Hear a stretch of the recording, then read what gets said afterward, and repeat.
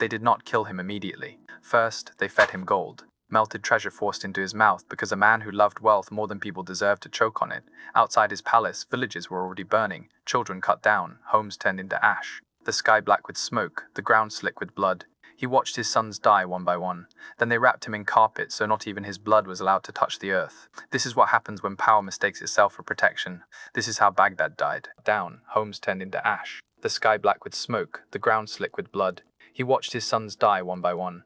Then they wrapped him in carpet so not even his blood was allowed to touch the earth. This is what happens when power mistakes itself for protection. This is how Baghdad died. The year is 598.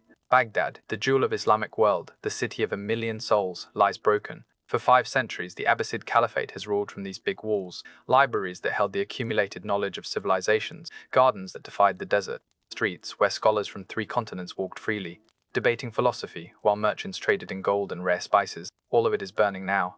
But before we watch Al-Mustasim, the 37th Caliph of the Abbasid dynasty, die under the hooves of Mongol horses, we must understand how absolute power creates the conditions for absolute annihilation. The Mongols did not arrive by accident.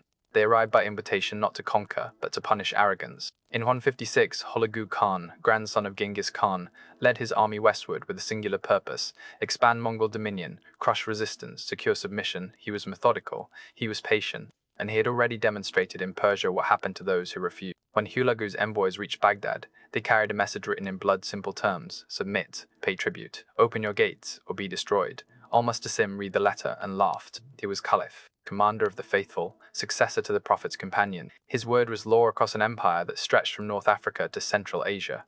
The Mongols were horsemen from the steppe, unwashed, godless barbarians who knew nothing of civilization. So he wrote back. He threatened Hulagu.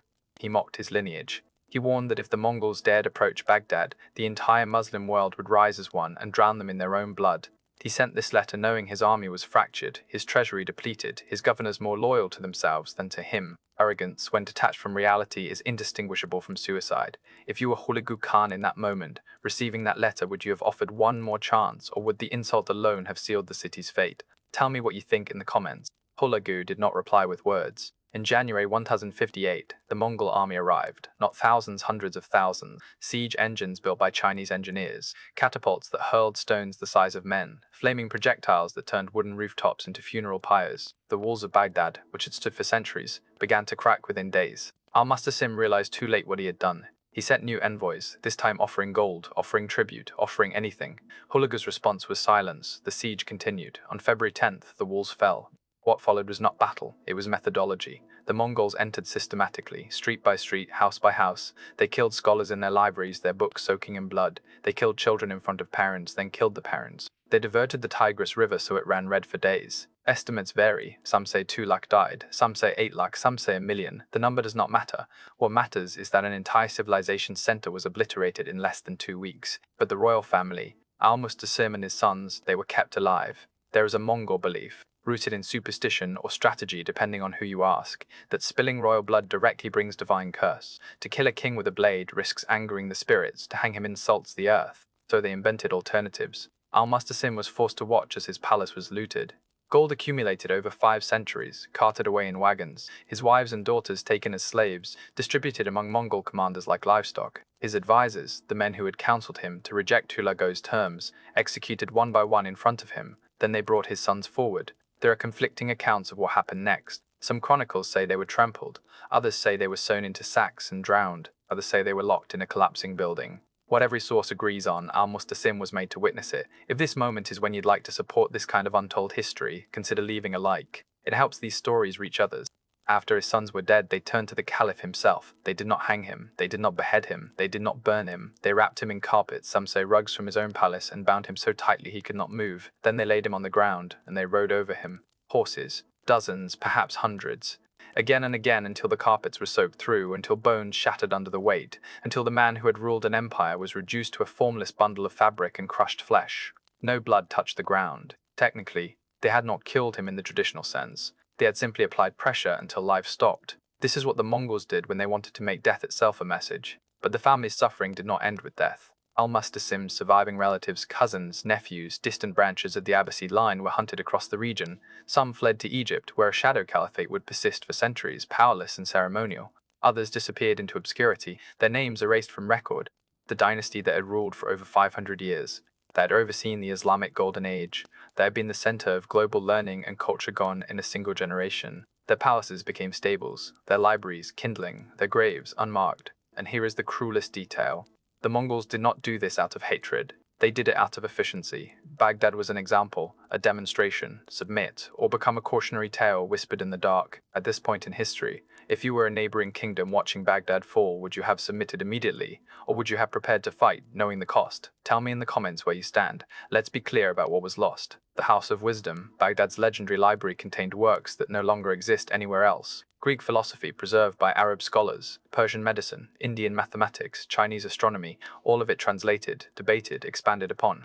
When the Mongols threw those books into the Tigris, they said the river ran black with ink for 6 months. Whether that is literal or metaphorical does not matter. The knowledge was gone. The city that had been the intellectual heart of the world became a graveyard. It would take Baghdad centuries to even approach its former population. Some argue it never truly recovered, and the royal family, once the most powerful lineage in the Islamic world, became a historical footnote, a warning about what happens when pride mistakes itself for power. If you want more stories like this, histories that aren't sanitized, events that shape the world in blood and silence, subscribe. There are more untold chapters waiting. There is an epilogue to this story that history often omits. Hulagu Khan did not live long after Baghdad.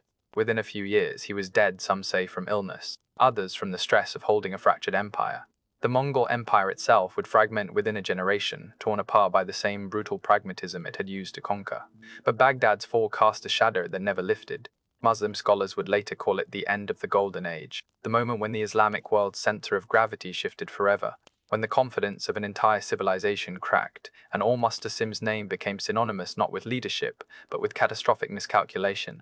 His final words, according to some sources, were a plea. He asked Hulagu what crime he had committed to deserve this. Hulagu's answer, if he gave one, is not recorded. Perhaps because the answer was obvious. You mistook heritage for strength. You believed your title made you untouchable. You gambled the lives of 1 million people on your own sense of importance. And you lost. This is not a story with a moral. History does not deal in morals. It deals in consequences. The Mongols did not see themselves as villains. They saw themselves as enforcers of a new order. Submit or be deleted. It was efficient. It was clear. It was, in their eyes, merciful because they always gave warning. Baghdad ignored the warning, and so the Caliph died wrapped in carpets. His sons already cold, his dynasty erased, his city silent, except for the crackling of flames and the distant sound of horses moving on to the next target. If this story mattered to you, if you think these forgotten brutalities deserve to be remembered, leave a like, subscribe, and tell me in the comments where you're watching from. History is not kind, but it is honest, and sometimes honesty is the darkest thing of all.